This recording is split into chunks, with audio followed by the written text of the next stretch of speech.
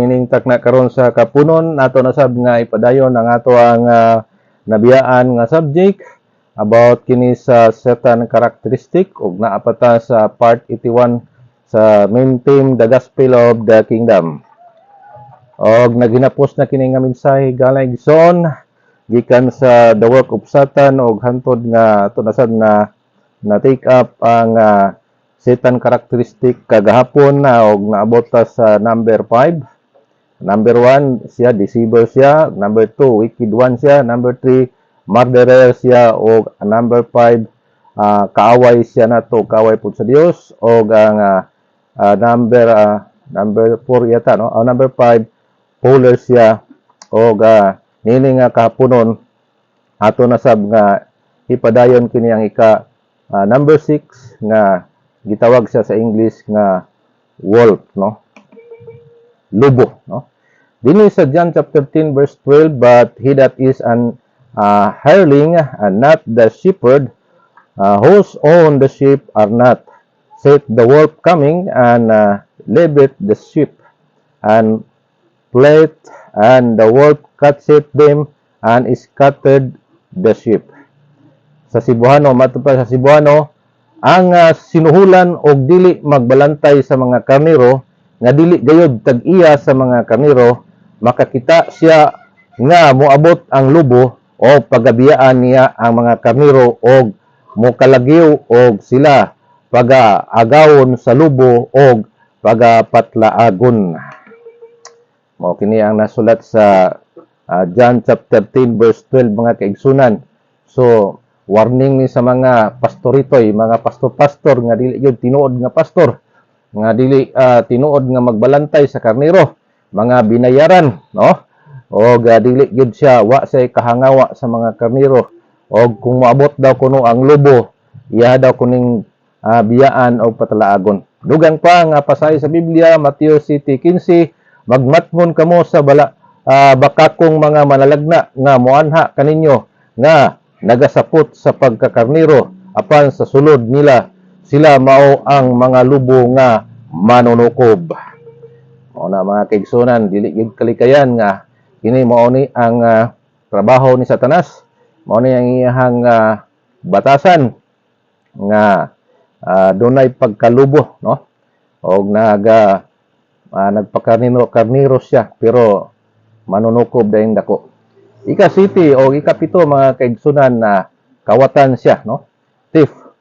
John 10:10 matud pa dinhi, the thief cometh not but for the steal and to kill and to destroy. I am come that they might have life and that they might have it more abundantly.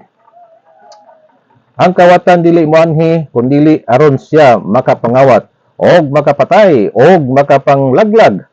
Ako mianhi aron sila may kinabuhi og makabaton niya na sa labing madagayaon gayod. So mo kini gisaad ni Ginoong Kristo galayson pan kasalungat o opposite sa maong batasan ni Satanas kay siya kawatan siya sa mga privilege nga gihatag sa Dios og ang mga pulong nga diin dapat unta atong maangkon iya kining gikawat og iya kining gikuha. So mao na usa ka batasan og kinayaw karakter ni Satanas. Juan kapitulo 12 bersikulo 6 dugang pang referensya this, he said not that he care for the poor, but because he was a thief and had the bag and bear what was put therein.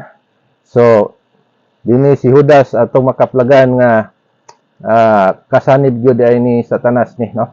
Dili gyud ay ni wa gyud ni bisag na-enjoy lang ang ordinary salvation, wala gyud. Klaro kay diri sa balang kasulatan nga impiernohanon gyud siya kay anak siya sa pagkawala. Matud pa diri sa dugang pa sa John 8:44, ang yawa mao ang inyong amahan og kamo buot magbuhat sa mga kaibog sa inyong amahan. Siya mamumuno sukad pa sa sinugdan og sa kamaturan wala siya magapadayon kay kaniya walay kamaturan kung siya magapamulong sa bakak. Nagasulti siya sa iyang kaugalingon kay siya bakakon o amahan sa bakak. mao na mga kaigsunan nga kining ika-walo bakakon siya. Mao ginaihang papel, mao ginang karakter niya.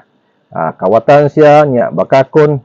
So kaganiha atong gisgutan ang lubo, ika number 6 to, number 7 kawatan siya, number 8 bakakon siya o liar siya, number 9 destroyer siya, no?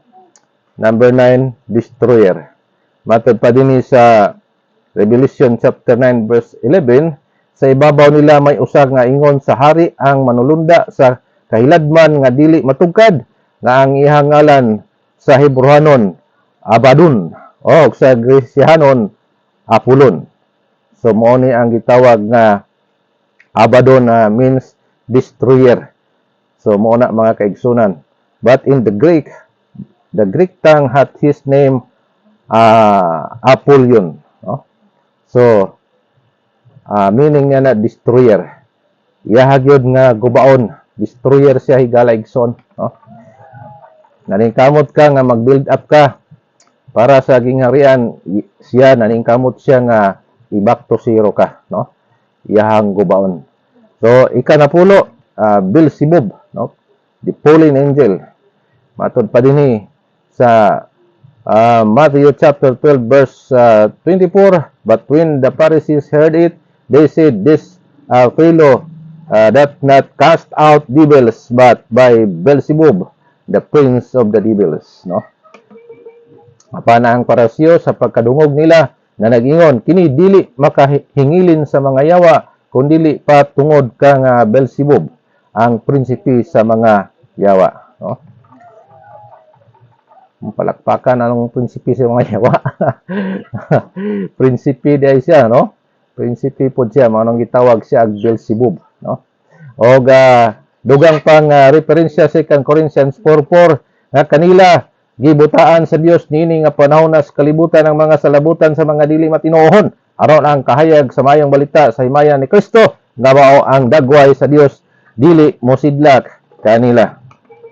So mao po ni ang usa sa mga karakter ni Satanas nga kung ikaw tao rejector ka, nisamot na gyud nga magkalayo ka sa Ginoo tungod kaya butahan niya, no? Ang siya man ang Beelzebub, no? Diin prinsipe sa mga yawa higala igsoon. So wala naman tayo igong panahon gala igsoon hanggang sa muli magkita-kits tayo. Og regards di ay kang ang Bornia, Richard Bornia. Yan, siya karon nagatanaw. Nainghapon nimo diha Galagson.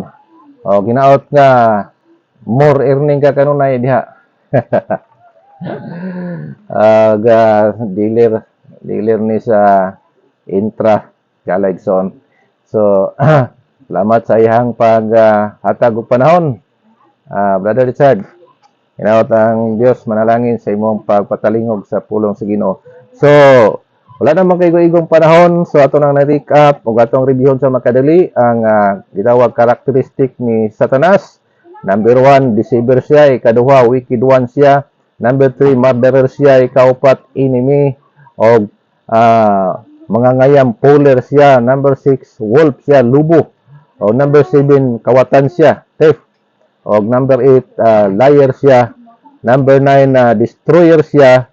O number 10, siya gitawag usab og Beelzebub, mga kaigsunan. So sunod adlaw na pod ug mga adlaw, God willing, makikauban na sab ko kaninyo og siguro ugma na ni matapos ang sumpay niini sa iyahang mga karakteristik.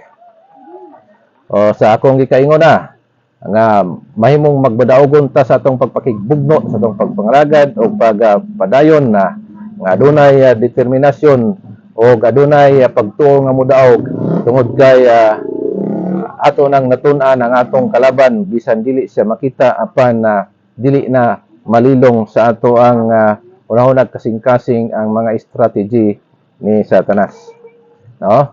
So possible gyud mudaog ang maong tawhan sa Ginoo kung kabalo na naswito na og mahibalo na nga mo-overcome, no, sa mga buhat ni Satanas o sa mga kinaiya ni Satanas o wala gyud kinaiya dito nga angayan natong tinghuaon nga dito pud ta mo pabor, no?